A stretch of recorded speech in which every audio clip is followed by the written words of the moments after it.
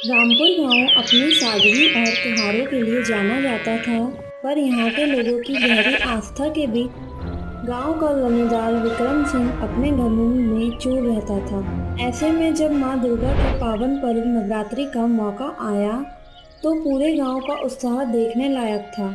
और इसी उत्साह के बीच रहती थी चंदा, एक भोली भाली लड़की जिसकी दुनिया अपनी मां दुर्गा की भक्ति से ही शुरू होती थी और खत्म हो जाती थी। हे माँ दुर्गा, सब पर अपनी कृपा बनाए रखना। हमारे गांव में हमेशा सुख शांति बनी रहे। अरे ओ चंदा, बेटी पूजा हो गई हो तो जरा मेरी मदद कर दे। आई दादी।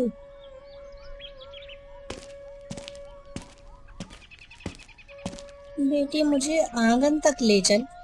हाँ हाँ चलो दादी, मैं आपको बाहर बिठा देती हूँ। जीती रहे बेटी, तेरे हाथों में तो जादू है। तेरे आने से इस आंगन में रोशनी आ जाती है। हाँ पीना दादी, चलो मैं आपके लिए चाय बना कर लाती हूँ। नवरात्रि की तैयारियां भी तो शुरू करनी है। इस बार पंडाल की सजावट मैं और मेरी सहेलियां ही करेंगी। हाँ हाँ, बस माँ तेरे पर अपना आशीर्वाद बनाए रखे। पूरा गांव त्योहार की तैयारी में जुट गया था। बच्चे, बूढ़े और जवान, सभी के चेहरों पर एक अलग ही चमक थी। गांव के मुखिया राम सेवक जी खुद तैयारियों की देखरेख कर रहे थे। अरे भाई, बांस ठीक से गाड़ना, मजबूत होना चाहिए। आखिर 9 दिनों तक हमारी माता रानी यहीं विराजेंगी। आप चिंता ना करें मुखिया जी, सब एकदम बढ़िया होगा। चंदा, देख तो रंगोली कैसी लग रही है। बहुत सुंदर। बस इसमें थोड़े लाल और पीले रंग भी भर दे। माँ को ये दोनों रंग बहुत पसंद है। अरे रंगोली तो बहुत सुंदर बनाई है तुमने। और प्रसाद में क्या बनेगा, ये भी तय कर लो लड़कियों। इस बार तो गरबा भी पूरी रात होगा। हाँ, माता रानी की कृपा से। लेकिन गांव वालों की इस खुशी को किसी की नजर लग गई थी। वो था गांव का क्रूर और लालची जमींदार ठाकुर विक्रम सिंह। अरे ओए, क्या चल रहा है ये सब? जैसे गांव में बारात आई हो। चल हटाओ ये सब तंबू बम्बू, मालिक आ रहे हैं। हाँ, सुनाई नहीं दिया क्या? बंद करो ये नाटक नौटंकी। अरे ठाकुर साहब, आप आइए आइए। अरे क्या हुआ, आप इतना गुस्से में क्यों हैं? अरे गुस्सा? अरे मुखिया, मैं तो खुशखबरी देने आया हूँ। तुम्हारे इस गांव का विकास होने वाला है। मैंने ये जमीन शहर के एक व्यापारी को बेच दी है। कल से यहाँ एक बड़ा गोदाम बनेगा।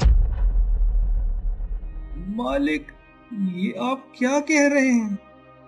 ये जमीन, ये तो मंदिर की जमीन है।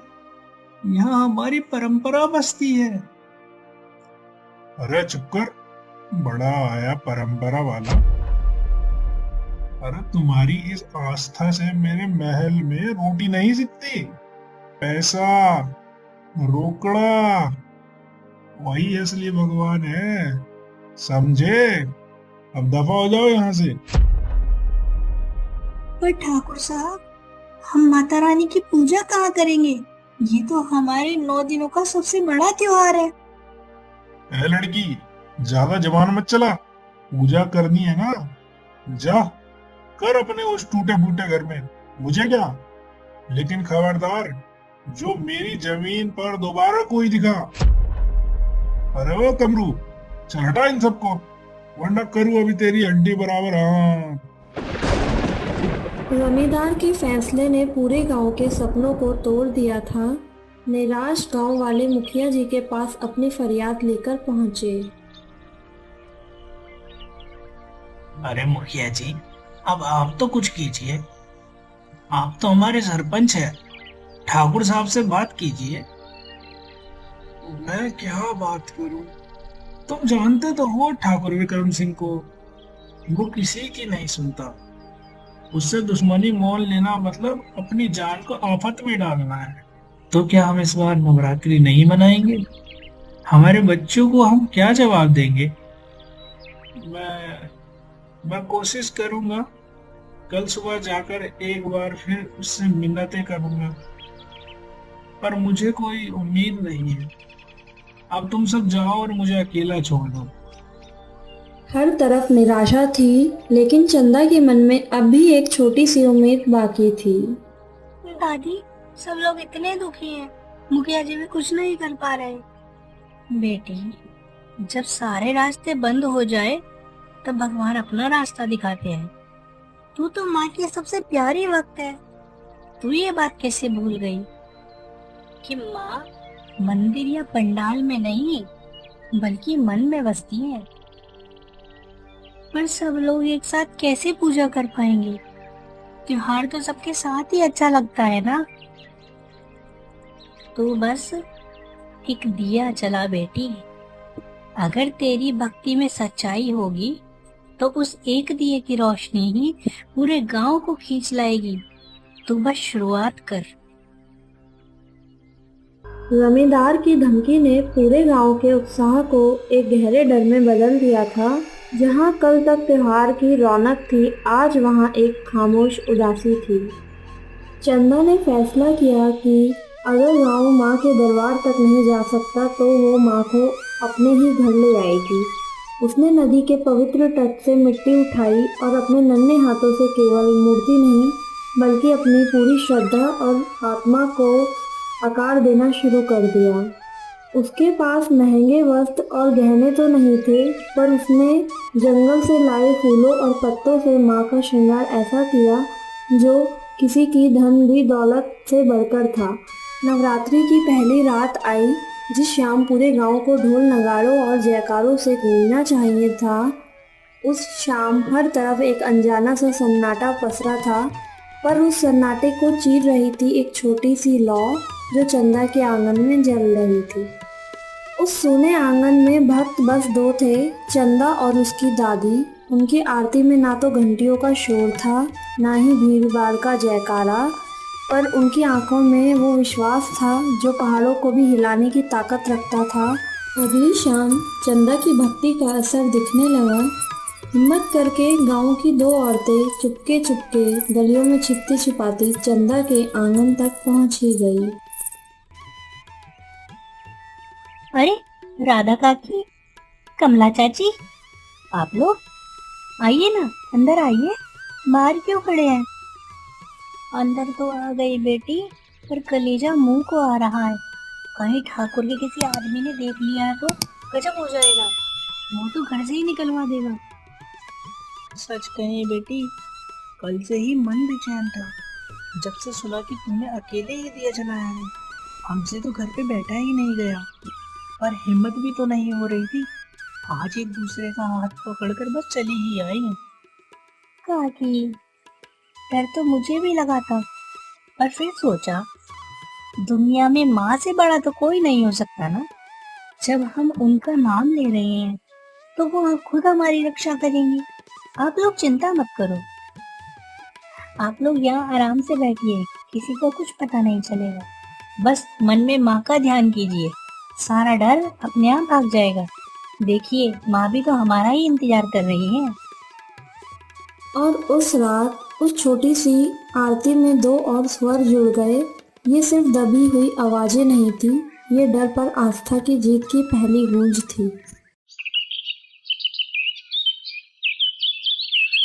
जमींदार जानता था कि गांव को तोड़ने के लिए गांव के ही किसी आदमी का इस्तेमाल करना होगा, और उसकी नज़र पड़ी भोला पर, जो उसके कर्ज के बोझ तले दबा हुआ था।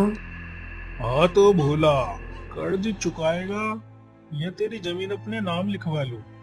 नहीं मालिक, रहम कीजिए, मेरे बच्चे भूखे मर जाएंगे। आप जो कहेंगे मैं वो करूँगा, बस मेरी जमीन छोड़ दीजिए।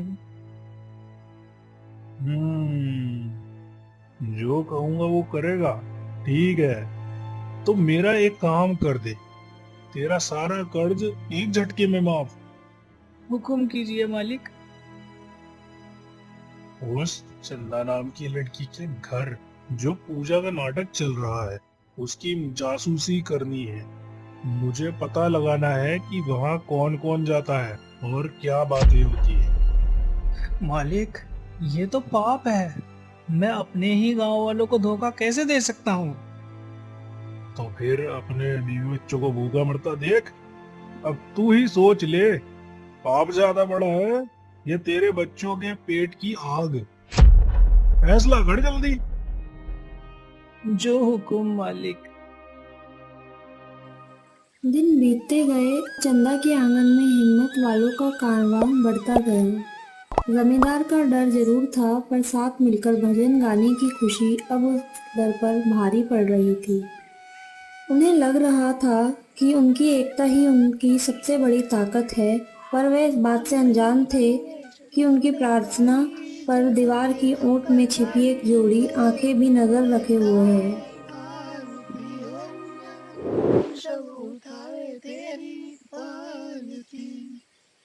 माँ, हम जोर से क्यों नहीं गा रहे हैं? बेटी, माँ तो मन की आवाज भी सुन लेती है। जोर से गाने की जरूरत नहीं है। यह भोला था, उसका दिल अपने ही गांव वालों को धोखा देने की अपराध बोध से भरा था, पर जमींदार को दिया वचन और अपनी मजबूरी उसे लाचार किए हुए थी। उसने अपनी आंखों से सब कुछ देखा, लोगों की गिनती की और अपनी इंसानियत को मारकर जमींदार तक यह खबर पहुंचाने का फैसला कर लिया।